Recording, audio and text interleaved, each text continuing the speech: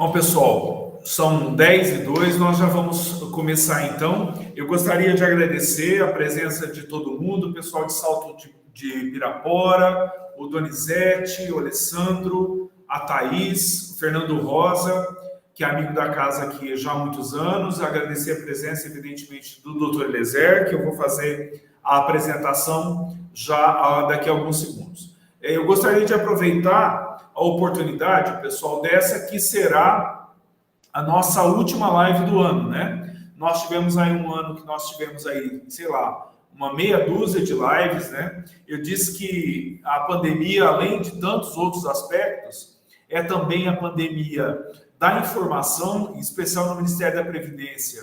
O que nós tivemos de informação ao longo deste ano foi, assim, descomunal, né? Além da própria reforma em si, mas a produção de atos normativos foi muito grande.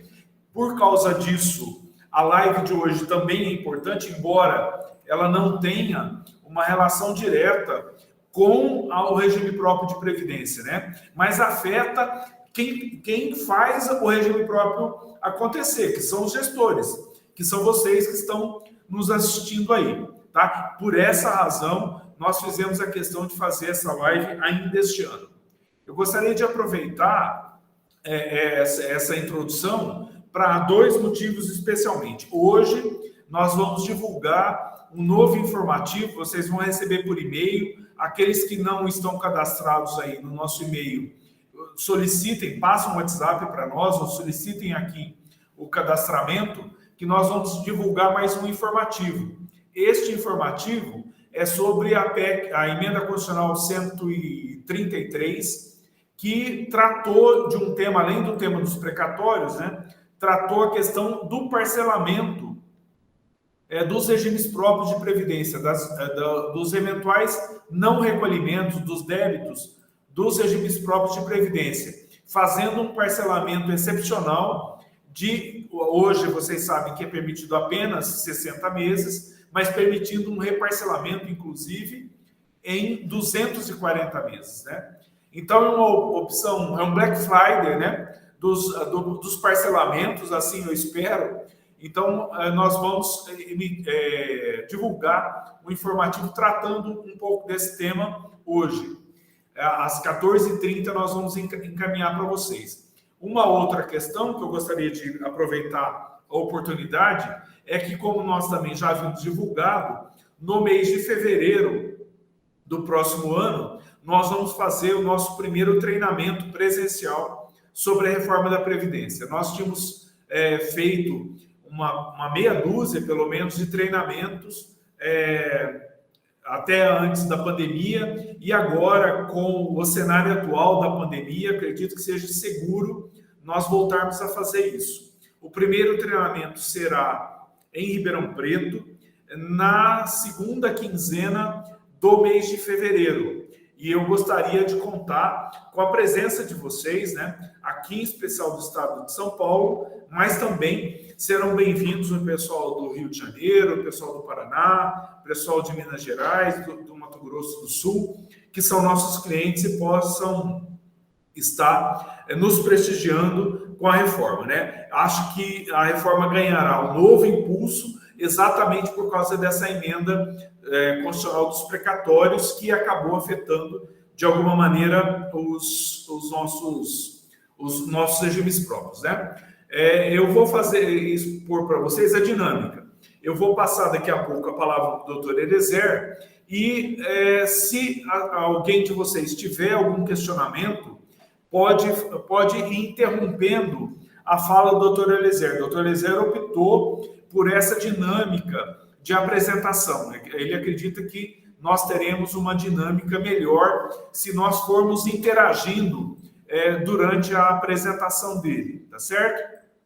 Então, vocês fiquem à vontade para poderem interromper a apresentação do Dr. Eliezer ou através de mim, encaminhando diretamente para mim algum questionamento que possa haver, ou então pedindo que interrompam e fazer os questionamentos que eventualmente vocês quiserem.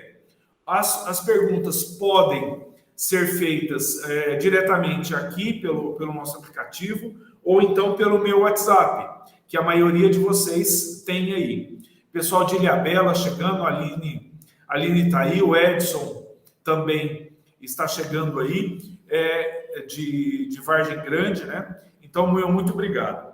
Bom, o convidado de hoje foi escolhido a dedo para encerrar a nossa live deste ano, certo? As nossas lives deste ano.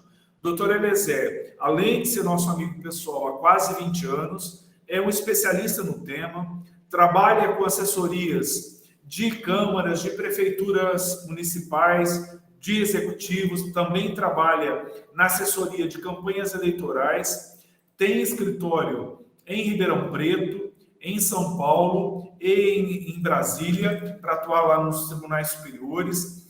É uma pessoa, um estudioso do tema, como eu disse, é um doutor em Direito pela PUC de São Paulo, com uma especialização nessa área de Direito Público, trabalha fortemente com os policiais militares, com demandas em relação aos policiais militares, e tem uma grande experiência, é um estudioso e é um grande prazer. Doutor, é um amigo da casa, né? Além de ser amigo pessoal, é um amigo da casa aqui da Forinfo, viu para de rir, Marina, viu a Forinfo nascer, né? Nosso amigo aqui. Então, muito obrigado, doutor, por aceitar o convite, por estar presente. O senhor viu a Forinfo nascer desde o início, né?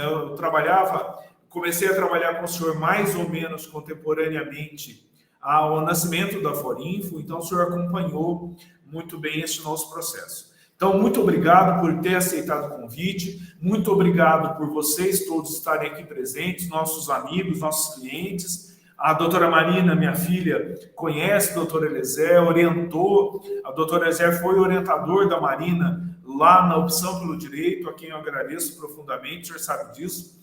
Um grande abraço. Com a palavra o senhor, doutor. Mário, doutora Marina, prezados amigos aqui presentes, é uma satisfação imensa a oportunidade que o Mário me proporciona de estar com os senhores e senhoras nessa manhã, para nós tratarmos de um tema tão relevante como o tema da improbidade administrativa.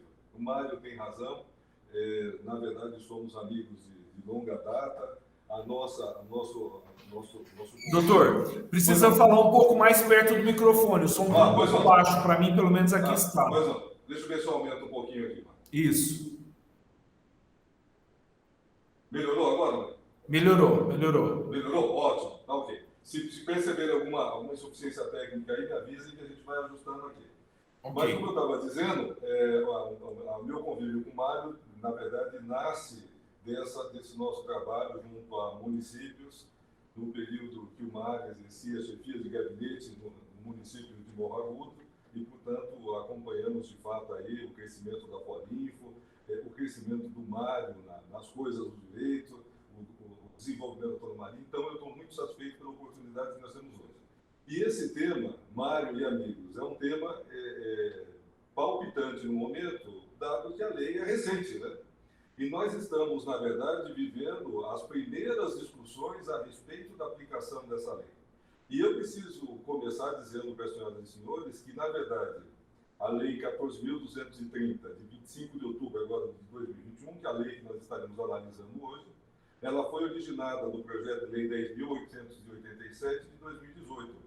Na verdade, compôs-se uma comissão de juristas para a discussão da lei de probidade administrativa, então em vigor, a lei 8.429 de 92, porque à época da apresentação do projeto, a lei de probidade já tinha 25 anos, e era de fato necessário que se fizesse uma atualização dessa lei.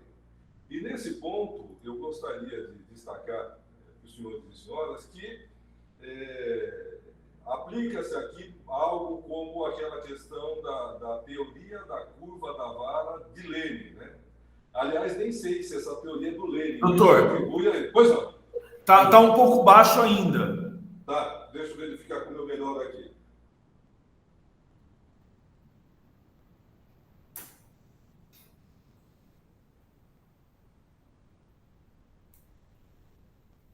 Deixa eu ver se eu mudo de microfone. Aí sim, doutor. Aí valeu. Tá ótimo assim. Como esse microfone está melhor. Melhorou agora, Mário? Muito, muito. Ótimo, está excelente agora. Não, ótimo, maravilha. Então, como eu estava explicando para os senhores e senhoras, aplica-se um pouco nessa questão da reforma da lei de improbidade administrativa aquilo que nós conhecemos como a teoria da curva da vara de Lenin, né? Atribuem a Lenin essa teoria, essa figura, mas na verdade não se sabe se foi Lenin que concebeu isso. Qual que é a lógica? Se uma vara está totalmente inclinada para um lado, para deixá-la na posição ideal, não basta colocá-la na posição ideal, é necessário curvá-la para o lado oposto. E é essa a realidade que nós temos em relação à lei de improbidade administrativa.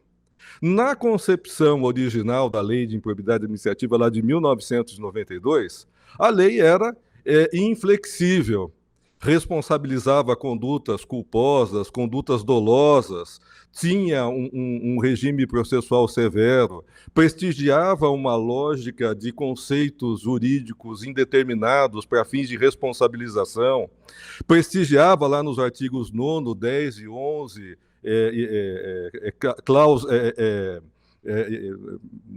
hipóteses abertas, né, números, não a técnica dos números clausos, né, do rol fechado, rol aberto de condutas, de tal sorte que o aplicador é que tinha liberdade para decidir, muitas vezes, o que era e o que não era improbidade administrativa.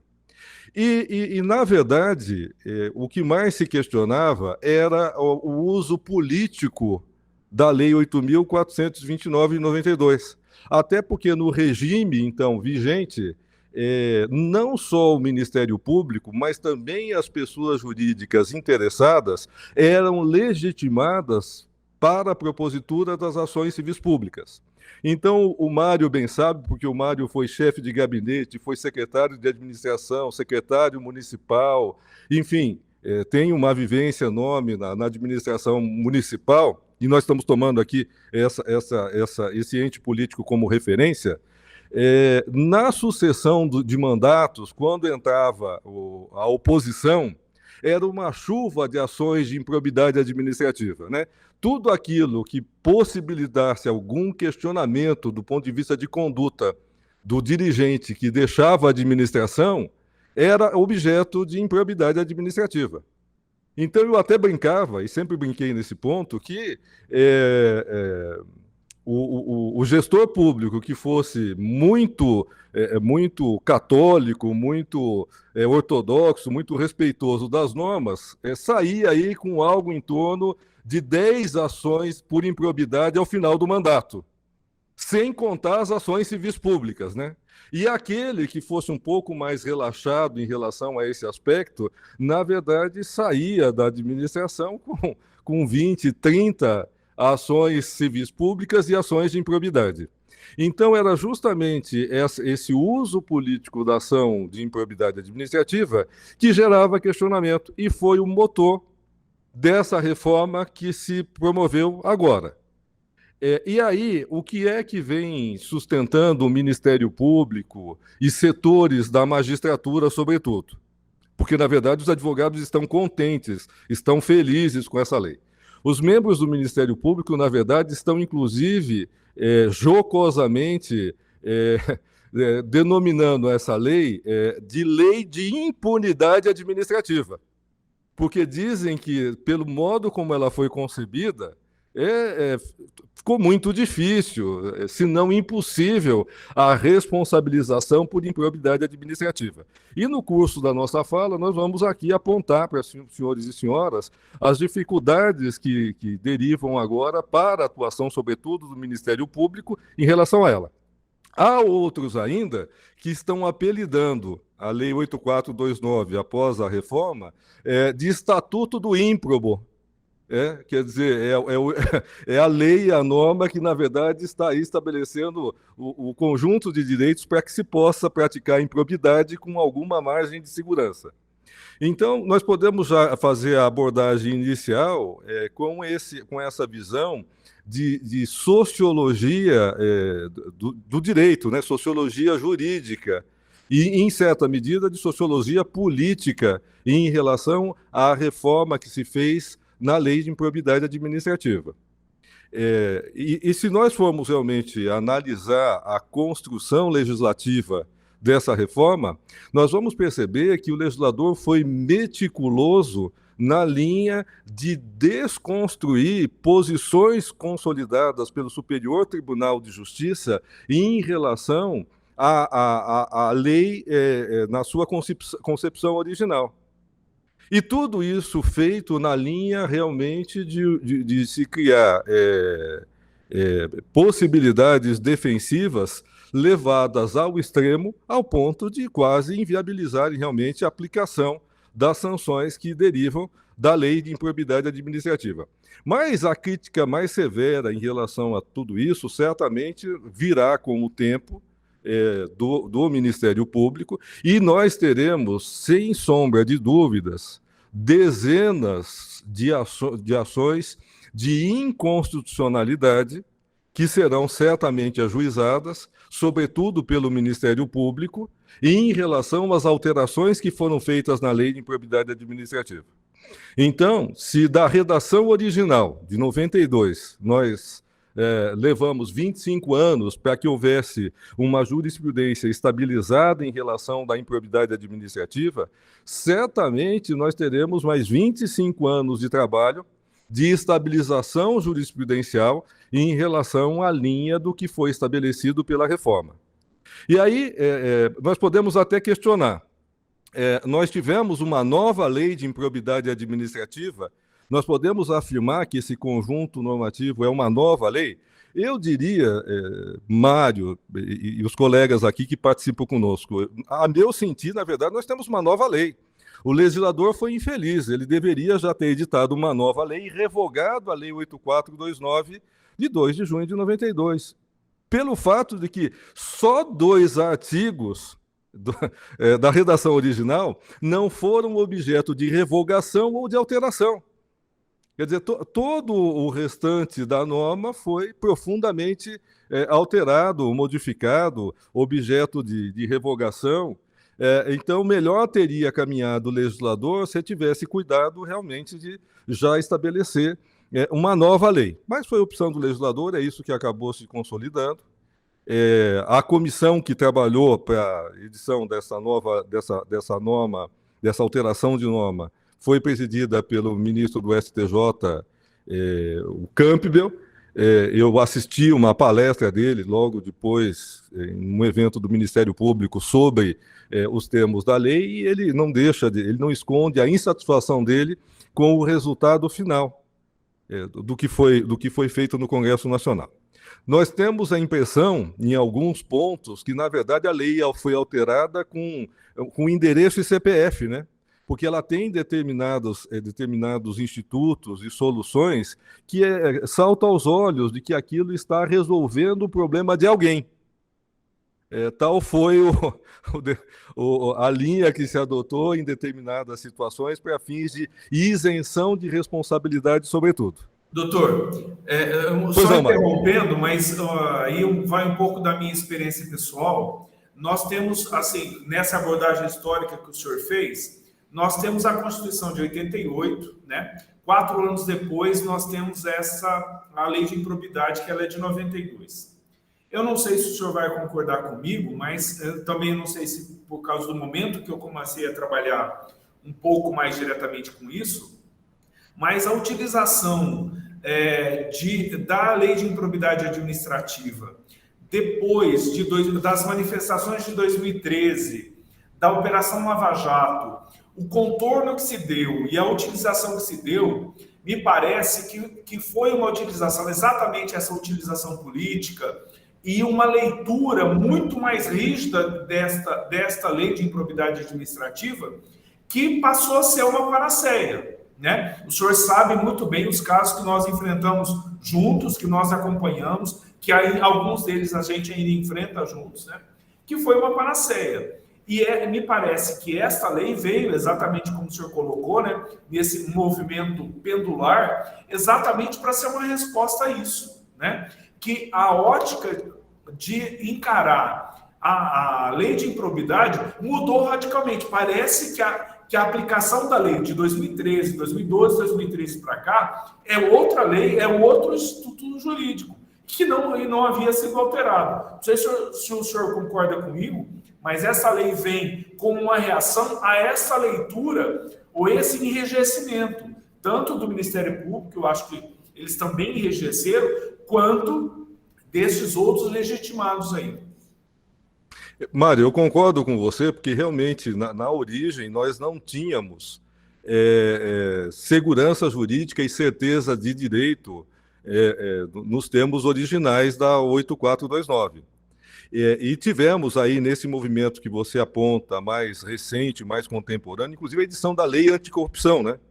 E aqui nós vamos ver que a própria lei aqui de improbidade, ela está separando os contextos de responsabilização. Quer dizer, aquilo que se enquadra na lei anticorrupção não permite o acionamento da lei de improbidade administrativa. Então, de fato, há um endurecimento. Era necessário, Mário, que se fizesse uma revisão da lei, mas eu acho, Mário, eu tenho que ser franco nesse aspecto, que carregaram nas tintas.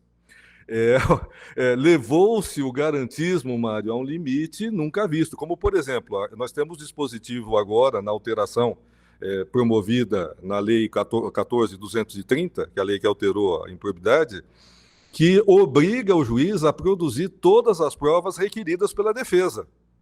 Quer dizer, se você associa a imposição da obrigatoriedade de produzir todas as provas requeridas pela defesa para fins de fundamentação de sentença condenatória, com o fato de que agora criou-se a prescrição intercorrente no âmbito da lei de improbidade administrativa, e essa prescrição se dá em 4 anos, nós chegamos à conclusão que o juiz e o promotor têm que ser hiperdiligentes para que eles não levem o processo de improbidade administrativa à prescrição. Na realidade de volume de trabalho, na maioria das comarcas do nosso país, das câmaras de direito público do nosso país, com muita dificuldade, os processos de improbidade administrativa não vão prescrever. Então, é o que eu falo, houve acerto na concepção original. Olha, é necessário corrigir, sobretudo para subtrair o manejo político que se fazia da improbidade administrativa, para que fosse subtraído também aquela indeterminação que permitia que o aplicador erigisse um tipo de improbidade a seu bel prazer. Quer dizer, isso eu entendo que é improbidade. Quer dizer, como os tipos lá do 9º, do 10, do 11, diziam que era improbidade, traziam o rol e traziam lá o advérbio notadamente, isso abria a cláusula, né? Quer dizer, tudo aquilo que eu entendia que era improbidade, nós assistimos um sem número de ações de improbidade, né, Mário, que vinham nessa linha. Então, era, de fato, necessário que se fizesse o ajuste. Mas eu acho que carregaram um pouquinho, realmente, no colorido. Quando fizeram eu acredito que hoje a lei de improbidade administrativa é a lei que mais se afina com o garantismo extremo. Porque ele expressa exatamente isso, a lógica do garantismo extremo. E a gente percebe aí nos institutos que foram prestigiados que é para justamente fazer com que o ímprobe, em determinados contextos, consiga escapar. E aí, Mário, eu acho que a gente já pode avançar um pouquinho, já que nós tivemos essa visão panorâmica dos motivos, razões, fundamentos sociológicos, para ver aquilo que para mim parece central nessa reforma, que é a abolição da possibilidade de responsabilização por improbidade em condutas culposas. E nesse ponto, Mário, não vai nenhuma crítica ao legislador. Quer dizer, sempre existiu essa dificuldade de leitura de que o agir por negligência, imprudência ou imperícia pudesse possibilitar a leitura da responsabilização por improbidade administrativa. Isso a lei acertou, foi muito bem posta, porque, de fato, nós sabemos que nos rincões do nosso país é bastante comum que a função de gestão da coisa pública seja feita por pessoas simples, que não têm má intenção, mas que também não têm todo o domínio técnico para a condução das coisas da administração pública. E só vocês aí da Forinfo sabem o quanto é complexo tudo isso, né?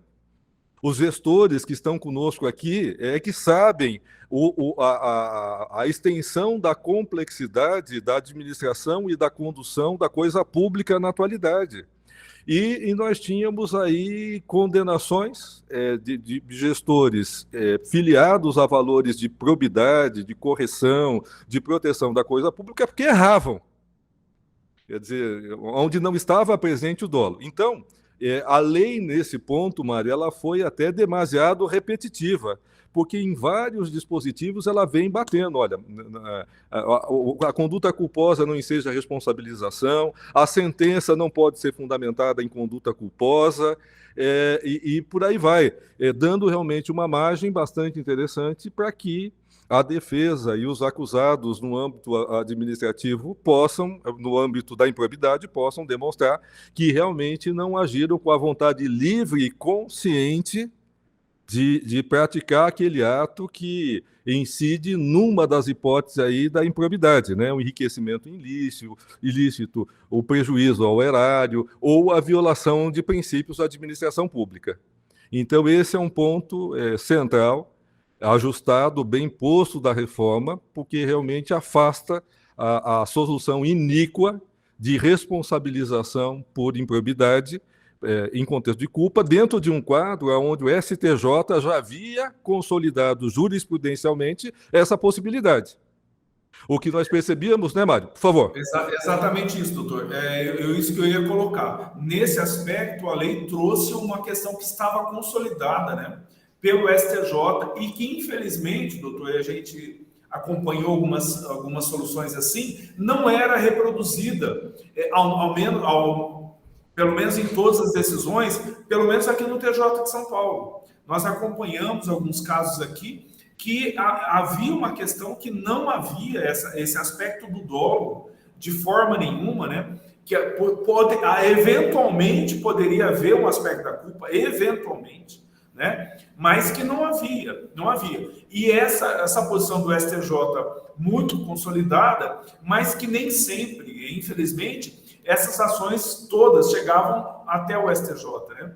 Não era a grande maioria, acredito que não chegasse. Nós temos gestores que foram condenados exclusivamente por causa da culpa, né? Mas eu acho que esse aspecto aí é central, mesmo porque talvez seja o aspecto mais importante que nós tenhamos a alteração, né? Só que eu interferi para referendar isso.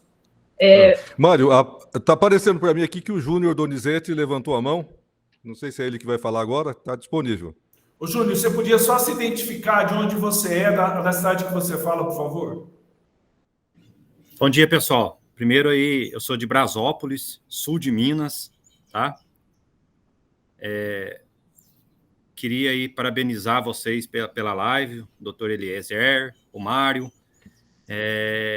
E aí, pegar um gancho do que o Mário falou, depois de 2013, 2014, principalmente da Lava Jato, se perguntar para todos os gestores que estão aqui, todo mundo ficou com medo de tomar qualquer decisão, entendeu? Porque principalmente a gente é cidade pequena, de 15 mil habitantes, qualquer delação, qualquer denúncia, já pensou a Polícia Federal chegar aqui para depois ver que não é nada disso, e aí já é Ministério Público, tudo, então a gente ficou com medo, e talvez, assim, posso estar errado, mas essa lei agora deu um pouquinho mais de tranquilidade, vamos ver, né, nas decisões futuras, mas deu um pouquinho mais de tranquilidade, e também concordo com vocês, eu acho que eles misturaram de improbidade com corrupção, toda improbidade, talvez até sem dolo, já se tratava como corrupção, a gente estava com medo disso, os gestores estavam com medo de tudo isso, entendeu? E aí, a cidade pequena não consegue ninguém querer mais. Eu não vou ser gestor, não. Eu não vou ser conselheiro, não.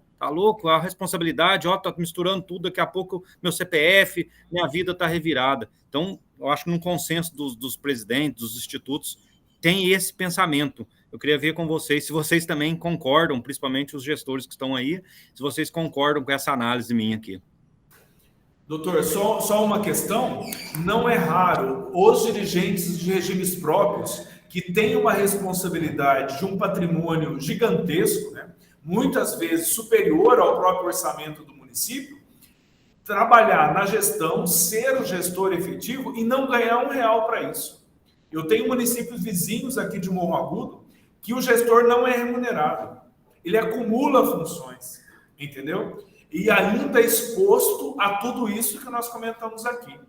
Então, o risco, se para todos os gestores que têm uma estrutura administrativa que dê suporte já é grande, para os gestores dos regimes próprios é particularmente desafiador, entendeu? Eu não sei se o Júnior é de regime próprio ou não, eu não o conheço, mas para nós aqui dos regimes próprios, a realidade é essa. Além de todos esses riscos, do patrimônio elevado, de ter as questões da aplicação dos recursos, muitos deles não tinham estrutura administrativa, não são remunerados para isso. E quando saem da direção dos regimes próprios, saem ao léu. E com o risco dessas ações o atingirem sem que ele tenha estrutura nenhuma de defesa. Sequer recurso para contratar um advogado para isso. Então, no caso dos gestores, é mais grave ainda. Ô, Mário, só para cortar, sou diretor de Instituto de Previdência de Brasópolis, e para você ter ideia, a gente acompanha de 2013, 2014 até 2019, os tribunais de conta aumentaram em quase 80% as multas para gestores. Senhores, aproveitando, Júnior, primeiro queria dizer que eu concordo com você. Realmente, a partir do marco que o Mário coloca, nós passamos aí vivemos um período de caça às bruxas, né? De intensificação desse processo de tentar responsabilizar em sede de improbidade administrativa, com fundamento da lei anticorrupção, e nós sofremos com outro fenômeno, né, que eu apelidei de vedetismo do Ministério Público, né? Sobretudo nos municípios pequenos, você tem invariavelmente promotores muito jovens que estão ainda com todo aquele gás, toda aquela energia, e tudo para eles, tudo na visão deles, ganha um colorido de improbidade administrativa, né? Quer dizer, então havia também um elemento de subjetividade pesado que derivava da conduta de membros do Ministério Público. Quer dizer, além da carga que já vinha de ordem política da oposição, que assumiu o mandato e encomendava para um advogado, olha, tudo que você encontrar da gestão anterior e que possa, de longe, parecer improbidade administrativa, você vai ajuizar a ação. Além dessa carga, nós tínhamos a realidade também de membros do Ministério Público, carreiristas, né? Jovens carreiristas, que se valiam de condutas regulares, do dia a dia necessários da administração, para fins de enxergar naquilo improbidade administrativa. Então, concordo. E já na linha, Júnior, do que você colocou aí, e de que o Mário também complementou, de que no regime anterior o gestor do regime próprio saía sem nenhuma cobertura de apoio jurídico, agora a lei de improbidade administrativa está trazendo a regra de que é obrigado o órgão de assessoria jurídica que deu parecer para o ato praticado pelo gestor que o defenda na ação de improbidade administrativa. Então, acabou aquela coisa do advogado, do consultor, do jurídico emitir o parecer e cessar o vínculo dele com o resultado daquilo. Nós não sabemos como é que isso na prática vai acontecer, mas é do teor da lei. A lei de improbidade está estabelecendo isso agora. Então, isso já indica aí para os gestores de previdência dos entes públicos que quanto mais vocês se acautelarem com pareceres jurídicos a respeito de todas as soluções, medidas, atos praticados, mais segurança vocês vão ter, inclusive de que serão defendidos pelo órgão que subscreveu o parecer.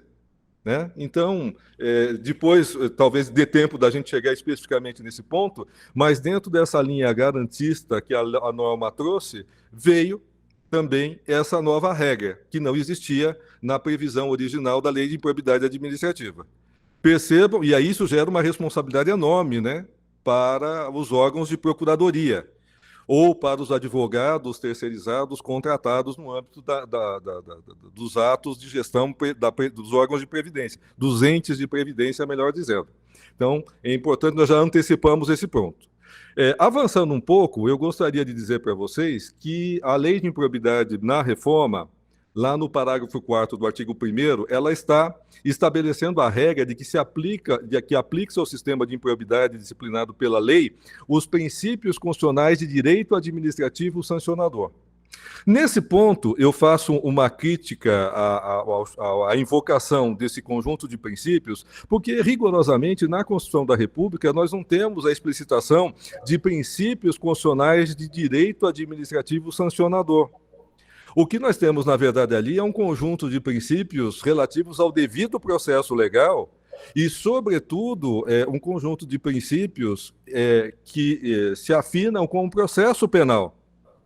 Quer dizer, ninguém vai ser punido sem defesa, o direito à ampla defesa, o contraditório, enfim, aquele conjunto de garantias que estão postos ali na Constituição da República, nós devemos tomar, na verdade, como conjunto de princípios relativos ao devido processo legal, e não rigorosamente ao direito administrativo sancionador. Nos parece que, na verdade, a vontade do legislador foi estabelecer um paralelo entre o conjunto de regras de interpretação e aplicação da lei de improbidade administrativa com as garantias asseguradas no processo penal.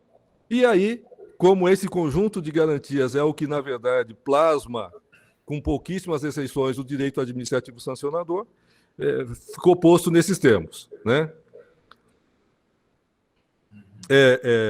Eu queria avançar também já para o parágrafo 8º do artigo 1º, porque ele está estabelecendo que não configura improbidade a ação ou omissão decorrente de divergência interpretativa de lei. E isso é importantíssimo para os senhores e senhoras aí na gestão dos entes previdenciários. Por quê? Nós sempre vivemos com aquelas situações limítrofes em que o gestor optava por uma determinada solução, até com fundamento em posições doutrinárias respeitáveis, até fundado em posições de julgados, constituindo ou não jurisprudência. Mas em quadros onde havia divergência. E em quase tudo no direito, nós sabemos que há sempre a posição A, a posição B e uma posição eclética. E não era incomum nós constatamos a responsabilização de gestores públicos porque haviam optado pela linha de entendimento de uma determinada corrente. E quando esse entendimento não era o compartilhado por aquele juiz ou por aquele colegiado dos tribunais com competência para julgar a improbidade administrativa na matéria. Eu vou até dar um exemplo. Sempre foi uma dúvida enorme, tanto nos municípios como nos entes previdenciários, nas câmaras municipais, a possibilidade ou não da administração contratar advogados dotados de notória especialização sem licitação, com um processo de justificativa e de inexigibilidade de licitação.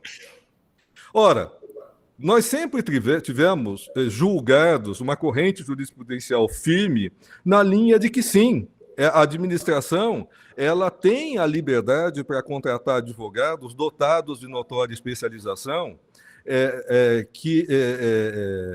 por processo de inexigibilidade. Mas há entendimentos em sentido contrário. Então, tínhamos a realidade de condenação de gestores públicos que faziam a opção pela contratação. Ora, o que é que a reforma está estabelecendo agora? Não há improbidade administrativa em contextos que tais. Quer dizer, se o gestor ele adota uma solução, se ele edita um ato administrativo, e essa solução, esse ato administrativo, tem fundamento numa linha de jurisprudência, mesmo que ainda não pacificada, ele não incidiu em improbidade administrativa. Então, esse dispositivo foi colocado justamente para subtrair a insegurança jurídica no ponto, né? Então, o administrador público hoje pode, com toda a tranquilidade de que não estará incidindo na improbidade administrativa, contratar advogados, contadores, dotados de notória especialização por processo de justificativa de inexigibilidade, porque porque há uma corrente jurisprudencial que sustenta a legitimidade dessa solução. Então, eis um ponto aí que, a meu sentir, realmente a legislação foi feliz, caminhou bem, porque retirou aquele âmbito de insegurança sobre poder fazer ou não poder fazer, quando, na verdade, existem linhas de pensamento, de fundamentação, que legitimam aquela solução sem que ela importe improbidade. Doutor, então, trazendo um pouco para a nossa realidade de regimes próprios, eu acho que esse aspecto é fundamental, porque nós tivemos uma guinada com a emenda constitucional 103, no sentido de trazer para os municípios, para os estados, mas para o nosso caso concreto, para os municípios, a responsabilidade pela elaboração das legislações de concessão de aposentadorias e pensões, né? E isso é uma guinada vertiginosa em relação aos regimes próprios, que estão tendo muita dificuldade para a implantação dessas legislações e que nem sempre, ou não necessariamente, vão seguir os padrões originais da emenda constitucional 103. Embora haja um movimento grande para que se alinhe a essas determinações, mas nem sempre haverá isso. E eu temo, doutor, em que sentido? Que os tribunais de contas, dada essa pluralidade de legislações que nós teremos, como é que os tribunais de contas irão registrar essas concessões de aposentadoria, essas concessões de pensões, que eventualmente não estejam no seu íntere consolidados com a reforma original, entendeu? Então, para nós, será um desafio gigante fazer com que esta legislação local, que é uma novidade legislativa sobre alguns aspectos, algumas leis muito bem estruturadas, mas algumas leis, doutor, que têm um cenário de identidade com o local, que são concebidas de acordo com o interesse local. Nós vamos ter um grande desafio em relação a esse aspecto que o senhor disse, de aplicação da legislação, de elaboração dessas leis e também do julgamento e do registro dessas aposentadorias e pensões. Para nós, esse aspecto é extremamente desafiador. Daí a necessidade de uma assessoria jurídica boa, né, para que dê respaldo, para que essas aposentadorias e pensões sejam concedidas de acordo com os parâmetros fixados em linhas gerais pelo Ministério, mas obedecido à legislação local, que agora é inovador isso. E aí, Mário, eu emendo com aquilo que eu disse aqui há alguns minutos atrás, né? Esse subscritor do parecer, o profissional, o advogado, ele vai ter que defender a posição que ele sustentou até o final em favor do administrador que tenha adotado a solução, praticado o ato, enfim, fechou realmente nesse aspecto e fechou positivamente para dar segurança para o gestor na linha daquilo que o Júnior Donizete disse, né? Quer dizer, o risco, quer dizer, nós tínhamos uma realidade que fazia com que a pessoa com um pouco de sensatez não aceitasse assumir os encargos relativos a essa gestão, né? Tal era o risco jurídico existente no contexto. Isso fica melhor. Isso. O Júnior pediu a palavra, doutor, novamente. Pois não, Júnior. Pois é isso que a gente concorda. Quando você fazia um processo de licitação para jurídico ou uma dispensa, chegava aquelas advogado da cidade, né? Você tem cidade pequena que não tem um especialista em previdenciário. Aí ele chegava lá com, vou citar um exemplo, que R$500 por mês era o menor preço, aí você tinha que brigar, você falava não, porque... E muita gente pegava e depois não assumia essa responsabilidade. E tem que tomar cuidado agora, você pega um desses, depois lá na frente ele não te defende ou não sabe como é que vai fazer para te vender. Então, quer dizer, aquela história do barato sai caro, né, doutor? Principalmente na área jurídica, agora está muito sério. Então, graças a Deus veio essa legislação de fazer inexigibilidade para a gente poder escolher os melhores, porque a gente está escolhendo para analisar as nossas reformas, né? Como o Mário falou, cada município vai ter o seu, para defender isso lá na frente. Porque se pegar um advogado que não tem experiência previdenciária, que não sabe, que é barato, porque eu tenho aquele limite da taxa de administração, vai dar problema depois para o gestor, e aí você já viu as consequências lá na frente. Na verdade, Júnior, essa escolha agora é a escolha justamente do órgão que estará encarregado de defender as soluções que foram objeto de parecer, né? Esse profissional vai dar o parecer e ele é obrigado a funcionar no processo de improbidade administrativa na defesa do gestor. O que importa é que ele estará ali solidário, né? Então, realmente, é uma economia que nós desaconselhamos, né? Não deve ser feita. Avançando um pouco, até porque nós temos a questão de tempo, os artigos 9º e 10 da Lei de Improbidade Administrativa, todos nós sabemos que, na verdade, eles tratavam aí numa gradação de gravidade de condutas. Primeiro, no 9º, que era o mais pesado, né, os atos de improbidade administrativa que importam em enriquecimento ilícito. A modificação aqui não foi modificação substancial, não há nada que rigorosamente requeira uma atenção especial nossa. A mesma coisa aconteceu com o artigo 10, que trata dos atos de improbidade administrativa que causam prejuízo ao erário. Ele não foi muito alterado. Agora, o artigo 11, que é o artigo que trata da improbidade por violação de princípios administrativos, esse sim sofreu alteração substancial, e a principal alteração, na verdade, ela veio na linha de que não se tem mais, em relação a princípios, o rol aberto. Quer dizer, agora só é improbidade administrativa por violação de princípios aquilo que expressamente a norma está alinhavando como violação de princípios da administração pública. E aqui eu quero chamar a atenção dos senhores e senhoras que nós tivemos a introdução nesse campo do nepotismo agora como improbidade administrativa a violação de princípios. Então, é necessário que se tenha aí cuidado em relação às nomeações para que se evite aí a leitura de incidência na improbidade administrativa por violação. Inclusive, a norma agora etiquetou, né? Tingiu como improbidade também o nepotismo cruzado. E não tenham dúvidas que o Ministério Público estará atento em relação às hipóteses de nomeação decorrentes do nepotismo. É evidente que nós não temos nesse espaço, onde a nossa pretensão é termos uma visão geral da lei de improbidade, tempo para fazer aprofundamento no campo, no ponto.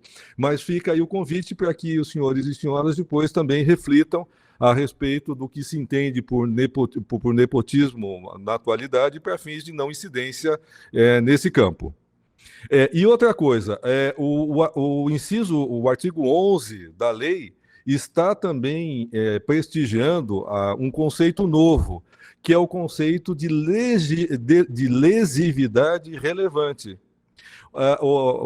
É como se fosse aquela coisa de aspectos de pequeno relevo, bagatela.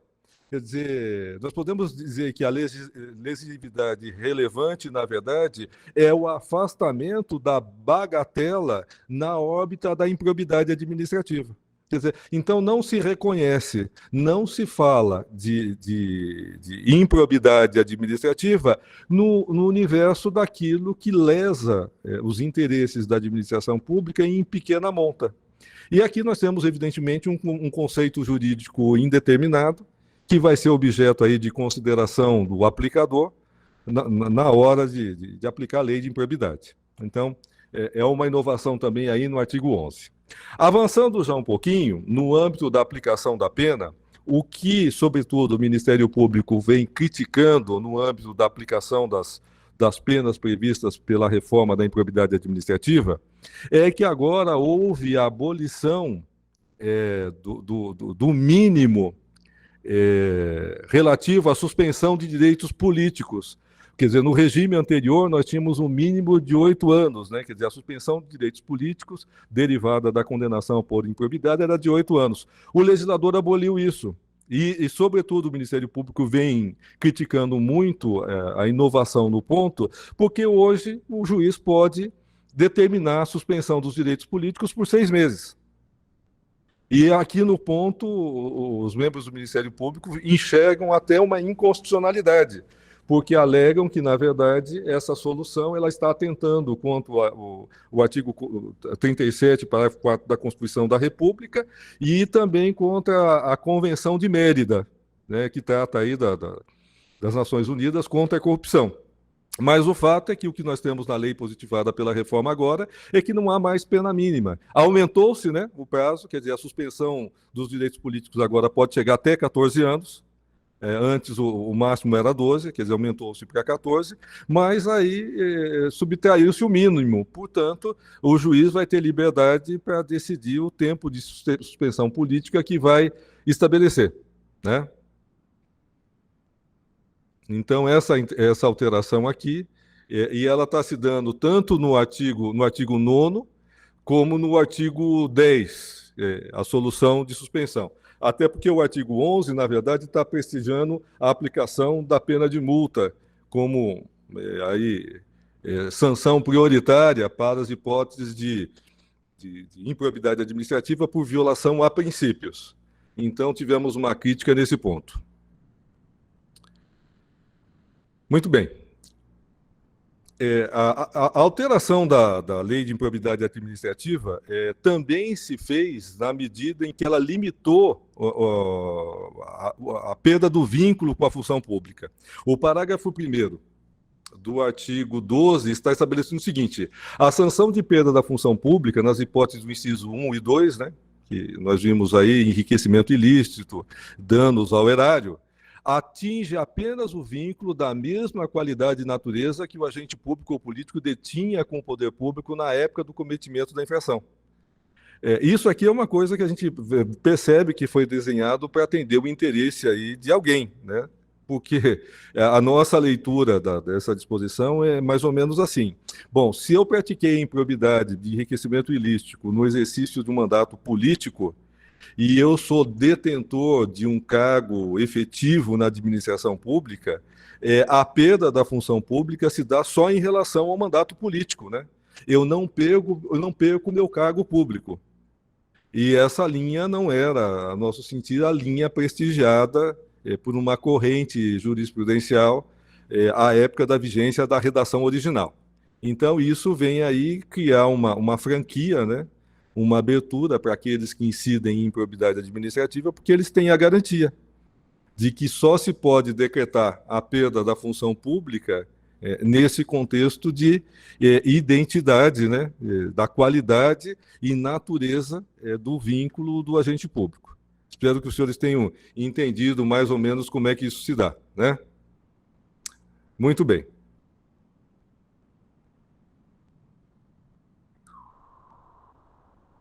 E aí nós percebemos também que o legislador acabou prestigiando, para fins de responsabilização por improbidade administrativa, a proteção, a manutenção das atividades da pessoa jurídica que tenha incidido em improbidade administrativa. Até por conta de tudo que nós vivemos após 2012 no país, e a extensão com que determinados empreendimentos, empresas foram afetados por ato de improbidade, o legislador teve preocupação voltada na linha da viabilização e manutenção das atividades empresariais, encaminhando tudo para a responsabilização dos gestores que têm incidido na improbidade. Então, há todo um conjunto de normas que tenta blindar e permitir a continuidade do funcionamento das empresas que eventualmente hajam incidido por intermédio dos seus gestores, administradores, em improbidade administrativa. Então, esse é um dado também interessante da reforma que se fez. Se alguém tiver alguma dúvida, pessoal, por favor, fique à vontade, viu? Se tiver algum questionamento, alguma interseção, também estamos à disposição. Agora, nós já podemos caminhar um pouquinho mais para tratar de um aspecto de alteração que também é bastante interessante no novo regime, né? O novo regime de improbidade não admite mais o sequestro de bens. Agora, só é possível, por improbidade administrativa, a decretação da medida de indisponibilidade de bens. E estabeleceu-se aí um regime interessante para que se possa caminhar na linha da indisponibilidade. Então, a lei está dizendo aqui no artigo 16 que na ação por improbidade administrativa poderá ser formulado em caráter antecedente, quer dizer, antes da propositura da ação de improbidade, como incidente, quer dizer, com ação em curso, pedido de indisponibilidade dos bens do réu, a fim de assegurar a integral recomposição do erário ou o acréscimo patrimonial resultante do enriquecimento ilícito. E a diferença está em que, no sequestro, nós tínhamos a transferência da posse do bem. Na indisponibilidade, não. O bem permanece no universo do domínio do seu proprietário, mas indisponível. Quer dizer, o legislador gerou aqui um regime de abrandamento, né? Porque não permite mais o sequestro. E aí, nesse novo regime, só se decreta a indisponibilidade dos bens depois da oitiva do réu. Então, o parágrafo 3º do 16 está dizendo o seguinte, olha, o pedido de indisponibilidade de bens a que se refere o caput deste artigo apenas será deferido mediante a demonstração, no caso concreto, de perigo de dano irreparável ou de risco do resultado útil do processo, desde que o juiz se convença da probabilidade da ocorrência de atos descritos na petição inicial com fundamento dos respectivos elementos de instrução, após a oitiva do réu em 5 dias. Quer dizer, os promotores de justiça e procuradores da República estão muito bravos com isso, né?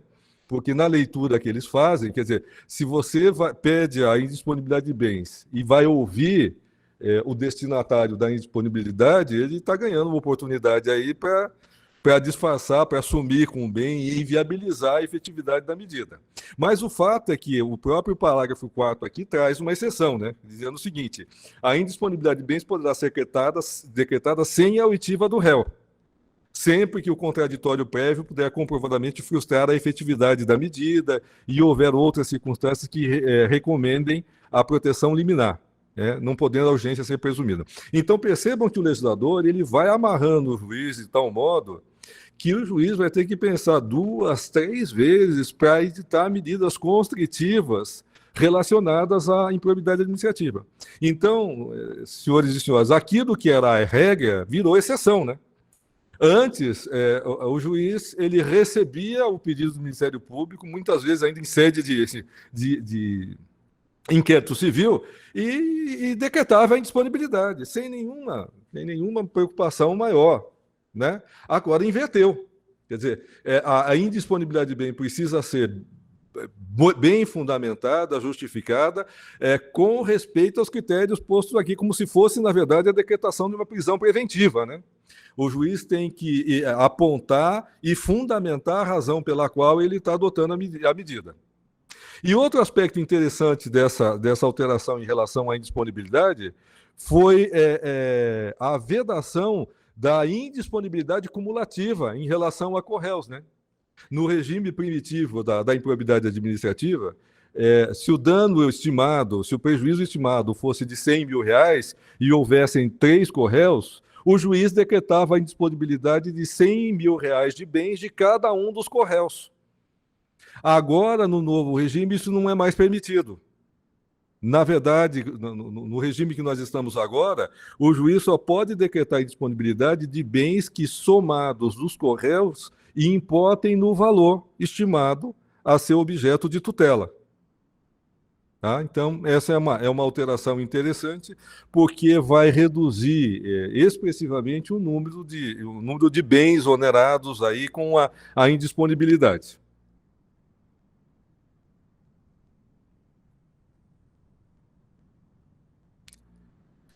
E aí, ainda dentro dessa lógica da indisponibilidade, o legislador estabeleceu que a indisponibilidade recairá sobre bens que assegurem exclusivamente o integral ressarcimento do dano erário, sem incidir sobre os valores a serem eventualmente aplicados a título de multa civil ou com acréscimo patrimonial decorrentes da atividade ilícita. Perceba como o legislador vem sendo generoso, né, com o réu na improbidade administrativa no novo regime.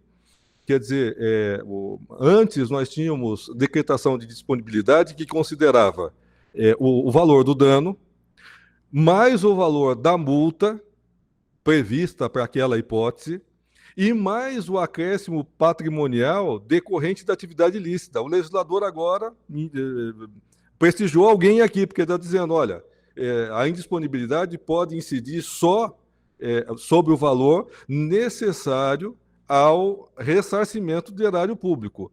Nem a multa, nem o acréscimo patrimonial participam mais dessa equação, né? Então, realmente, naquela linha que nós comentamos inicialmente. E os promotores estão ainda mais bravos com o parágrafo 11 desse dispositivo, né? Que ele estabeleceu uma ordem necessária de indisponibilidade de bens. Na seguinte linha, né? Dizendo o seguinte: a ordem de disponibilidade de bens deverá priorizar veículos de via terrestre, bens imóveis, bens móveis em geral, semoventes, navios, aeronaves, ações e cotas de sociedades simples e empresárias, pedras e metais preciosos, e apenas na inexistência desses, o bloqueio de contas bancárias, de forma a garantir a subsistência do acusado e a manutenção da atividade empresária ao longo do tempo. Então, associou-se aqui aquela lógica de respeito à continuidade da atividade empresária com o fator de subsistência para que a indisponibilidade sobre contas bancárias passe a ser a exceção das exceções. Somente quando não houver nenhuma outra modalidade de categoria que a indisponibilidade poderá recair sobre valores existentes em contas bancárias. E aí, ainda para complementar, a lei está estabelecendo que é proibida a indisponibilidade de quantia de até 40 salários mínimos depositados em caderneta de poupança e outras aplicações financeiras ou conta corrente. Então, esse valor até 40 mil salários mínimos depositado em conta é intangível para fins de intangibilidade e improbidade administrativa. E aí o legislador também estabeleceu que é vedada a decretação de indisponibilidade do bem de família, né? Que é aquele único imóvel que a pessoa tem e nele reside, no contexto onde ela não tenha outros imóveis. E aí a ressalva é só de que não há essa proteção, essa vedação, se o imóvel for fruto da vantagem patrimonial indevida. Quer dizer, se o agente adquiriu o imóvel com valores da improbidade, não há, então, a vedação de decretação de indisponibilidade relacionada ao bem de família. E aqui, senhores e senhoras, nós chegamos ao artigo 17, que também é um artigo fundamental nessa nova concepção da improbidade, que é o que estabelece a legitimidade privativa do Ministério Público para ajuizamento da improbidade administrativa. Nós tínhamos, no regime primitivo, o Ministério Público e a pessoa jurídica interessada. É aquilo que nós começamos lá no começo. É o uso político da improbidade administrativa, porque o gestor assumia, em relação à sua oposição, ele ajuizava ações de improbidade administrativa. Agora ficou estabelecido que só o Ministério Público poderá fazê-lo. E aqui eu já antecipo para os senhores e senhoras que a lei está dando prazo de 1 ano para que o Ministério Público se manifeste em relação às ações de improbidade administrativa em curso que foram ajuizadas pelas pessoas jurídicas interessadas. Então, aí nos municípios onde os senhores e senhoras estão, ações de improbidade administrativa que tenham sido ajuizadas pelo município ou pelo ente interessado estarão suspensas, aguardando a manifestação do Ministério Público sobre ter interesse em assumir aquela ação. Se o Ministério Público não disser que não tem interesse, aquela ação está extinta, né? Então, nós vamos ter aí algumas questões interessantes relacionadas a essa realidade de que, doravante, só o Ministério Público é legitimado e o Ministério Público terá que se pronunciar em relação a todas as ações em trâmite que tenham sido ajuizadas pela pessoa jurídica interessada. Em relação à petição inicial da ação de improbidade administrativa no novo regime, nós percebemos que o legislador amarrou muito a posição do Ministério Público na linha de que o Ministério Público não terá mais como, não poderá mais ajuizar ações de improbidade levianamente, sem ter realmente elementos de prova e elementos de indício mais do que consistente para tanto, sob pena até do Ministério Público responder aí por litigância de má-fé. Então, o novo regime, ele fecha, vem estabelecendo um regramento na linha de que agora vige um regime estrito e rigoroso de verificação de existência de elementos probatórios que autorizem ao juizamento. Então, realmente, no movimento pendular, viu, Mário? Nós saímos de um extremo e fomos para o outro, né? Antes, muito à vontade, o Ministério Público ajuizava ações de improbidade para ver o que ia acontecer. Esse regime agora desaparece. Eu estou quieto aqui pensando, né, nas consequências que isso dá. E esse último aspecto, doutor, me chama a atenção de um aspecto antecedente da improbidade, que são os inquéritos civis, né? Da necessidade de que todo gestor, além do cuidado administrativo, eventualmente, quando a instauração de um inquérito civil, que é um inquérito preparatório para as ações de improbidade em geral, tem que ser bem cuidados, né? Tem que ser bem defendidos, tem que ser olhado com cuidado, que nem sempre se faz isso.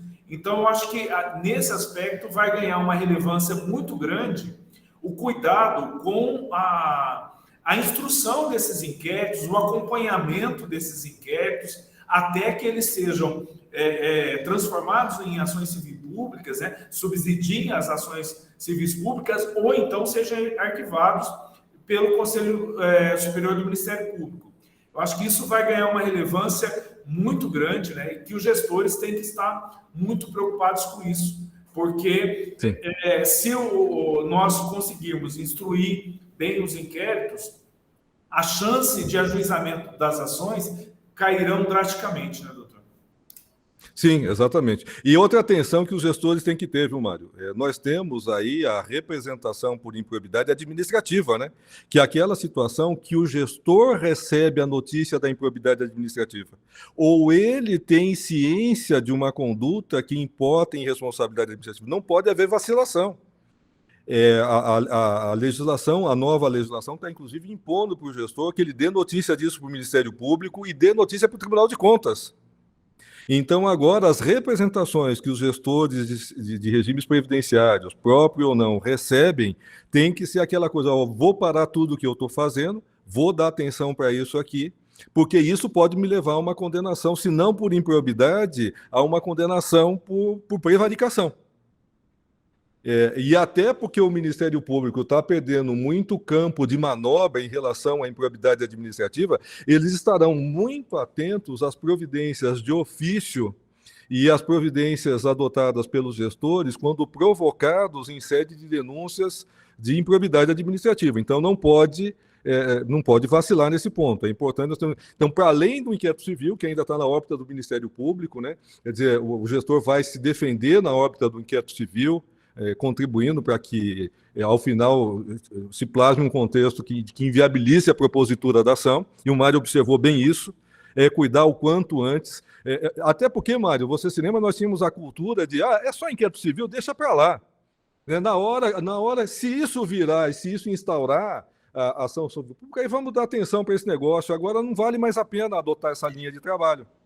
Então, doutor, e nós tínhamos essa análise porque nós estamos deliberando, né? Nós estamos guerreando sem instrumentos nenhum de defesa. O senhor sabe muito bem do que eu estou dizendo, né? Nós não tínhamos instrumento de defesa, porque todo o poder estava nesses legitimados aí. Então, a nossa esperança era que, aberto as possibilidades de defesa no judiciário, já com a ação em curso, a chance de ter êxito seria maior, né? Porque dá possibilidade de explanação, mesmo porque a gente sabia que todos os argumentos que eram postos não iriam ser considerados, infelizmente, na sua grande maioria, algumas experiências que nós tivemos não eram considerados, né? E que agora, né, muda a lógica, porque o Ministério vai ter que ter instrumentos, e aí ele vai depender da nossa argumentação prévia ou não, né, para que ele possa ajuizar essas ações. Então, eu acho que nesse aspecto aí, como profissional do direito, o senhor que milita tanto nisso, nós que já militamos juntos em alguns processos, temos que ter um outro cuidado, né? Um cuidado prévio administrativo, do zelo, da probidade, de fazer os procedimentos de acordo com aquilo que a lei determina, mas também de cuidado com os inquéritos civis que eventualmente são abertos, porque eles serão fundamentais, ganham uma relevância muito grande aí. Sim. E aí, Mário, já avançando para a questão da petição inicial da ação de improbidade administrativa, a reforma, ela aboliu aquela técnica que nós tínhamos da resposta prévia, né? Você lembra que nós recebíamos uma intimação para que nós nos manifestássemos em 15 dias, antes do juiz receber ou não a ação de improbidade administrativa. Isso desaparece agora. Na nova técnica, o réu vai ser já citado para oferecer contestação no prazo de 30 dias.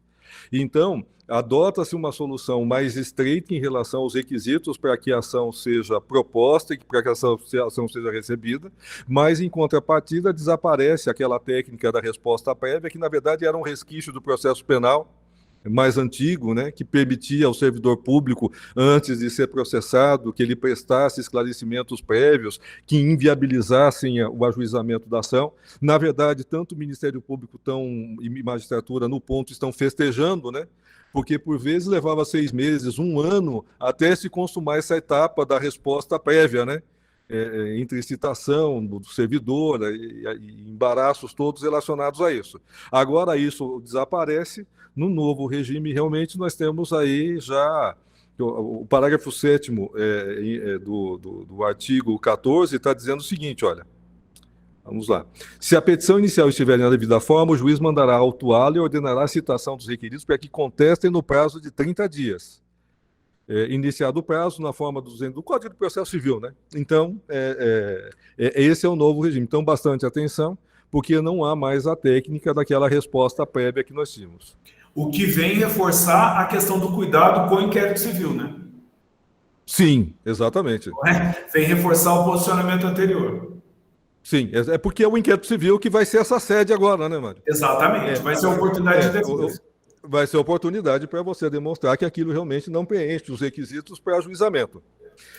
Eu vou agora já pular lá para o parágrafo 10C do 14, que diz o seguinte: após a réplica do Ministério Público, o juiz proferirá a decisão, a qual indicará com precisão a tipificação do ato de improbidade administrativa imputável ao réu, sendo-lhe vedado modificar o fato principal e a captação alegada pelo autor.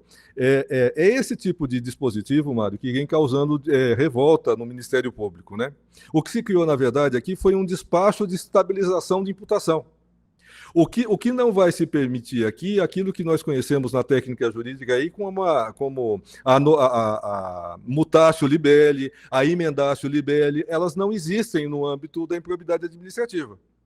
Nesse despacho, o juiz vai ter que já realmente dizer, olha, o acusado está sendo responsabilizado pelo item tal do artigo 9º, pelo item tal do artigo 10 e pelo item tal do artigo 11. Tá? E aí, a revolta do Ministério Público aumenta de potência no parágrafo 10D, que ele diz o seguinte: para cada ato de improbidade administrativa deverá necessariamente ser indicado um tipo dentre aqueles previstos no 9º, 10º, 10 e 11. Você se recorda, Mário, que no regime anterior, uma única conduta tinha múltiplos enquadramentos, né? Enquadrava-se no 9º, enquadrava-se no 10, enquadrava-se no 11. Sim, sem dúvida.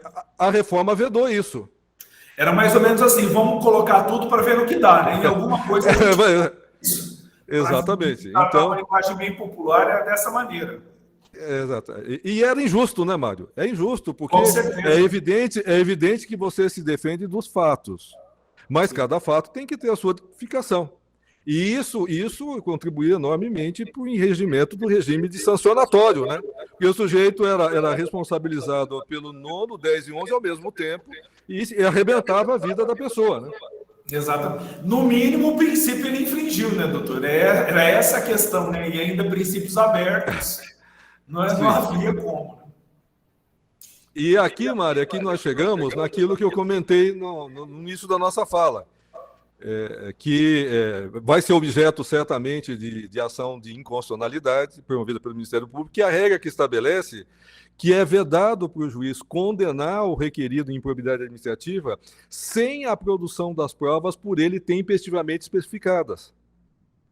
Quer dizer, certamente o Ministério Público vai se insurgir até em sede de ação de inconstitucionalidade em relação a esse dispositivo, porque rigorosamente ele engessa o juiz, né, que tem aquela liberdade de ser o destinatário das provas e decidir as provas que são pertinentes e relevantes para o desnídio da causa. Quer dizer, criou-se um extremo de garantismo no ponto aqui que não existe em nenhum outro ponto do direito brasileiro, né? Quer dizer, se eu venho e requeiro oitiva de 20 pessoas, produção de prova pericial, peço uma carta rogatória para a Bélgica, e etc. E o juiz não atende tudo isso, ele não pode condenar. O que o legislador disse foi isso, e nós sabemos que isso tem endereço certo, né? Porque refoge ao razoável você engessar o juiz a esse ponto. Eu que estou na defesa e gosto de defender, nós temos que reconhecer que em alguns pontos realmente eles exageraram, né? Mesmo nos favorecendo, né, doutor? A gente... exatamente. Doutor, nós estamos às 11 horas e 18 minutos. Eu gostaria que, infelizmente, por causa do tempo, gostaria que o senhor partisse para as considerações finais e eu gostaria que o senhor tocasse num ponto que eu acho fundamental, que talvez atinja uma grande quantidade de pessoas, que é a questão, como o senhor encara das eventuais ações, que já haja condenação, né? Em primeira ou segunda instância que seja. Será que esta nova legislação, esse novo enfoque, poderá servir para revisões dessas decisões? Aí, o senhor enxerga essa possibilidade grande de revisão dessas condenações, doutor? Mário, isso vai ser uma guerra, né? Vai ser um combate entre Ministério Público e Defesa, e o Judiciário vai ter que resolver isso. O que é que o Ministério Público vem sustentando? As regras da reforma de caráter processual vigem só daqui para o futuro. Portanto, aquilo que foi praticado em todos esses processos está acobertado pelo manto da inalterabilidade, não se modifica. Portanto, você não pode invocar, o meu processo tem que ser anulado a partir do requerimento de provas, porque eu requeri a prova X e o juiz indeferiu a prova X.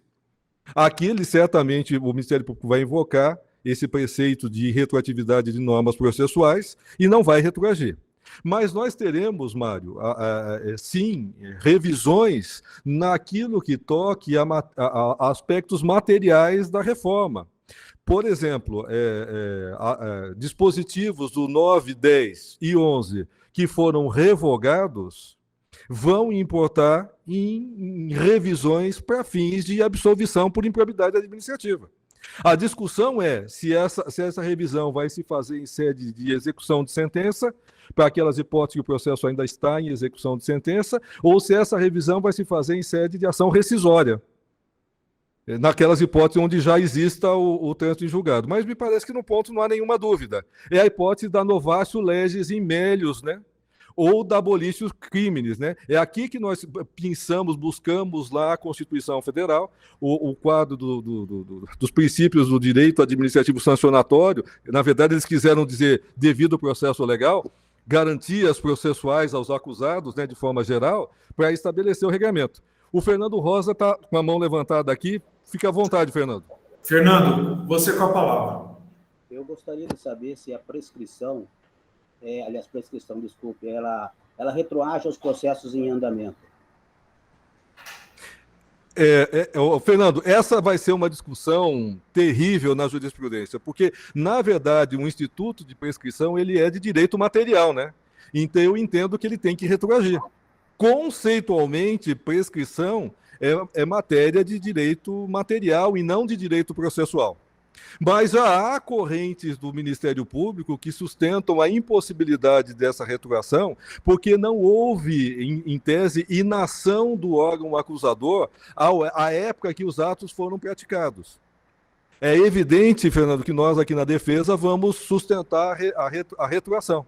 Até porque o critério novo, Fernando, é muito mais favorável, né? A lei agora introduziu o critério da prescrição intercorrente, né? Desde a data do último evento de interrupção, passados 4 anos, o processo está prescrito.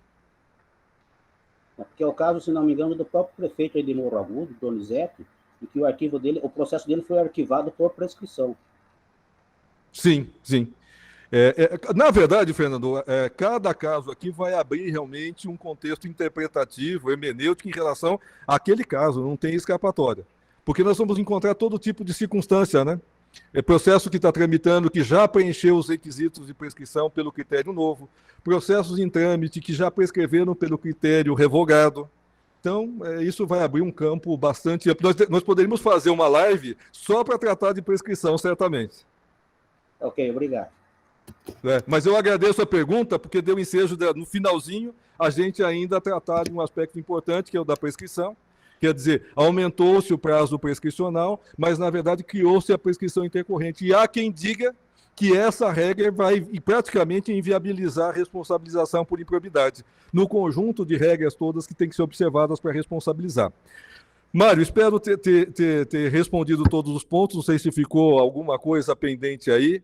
Eu agradeço imensamente a oportunidade que vocês me deram para nós refletirmos a respeito da improbidade e fico sempre à disposição para qualquer necessidade da Forinfo e de todos aí os clientes da Forinfo.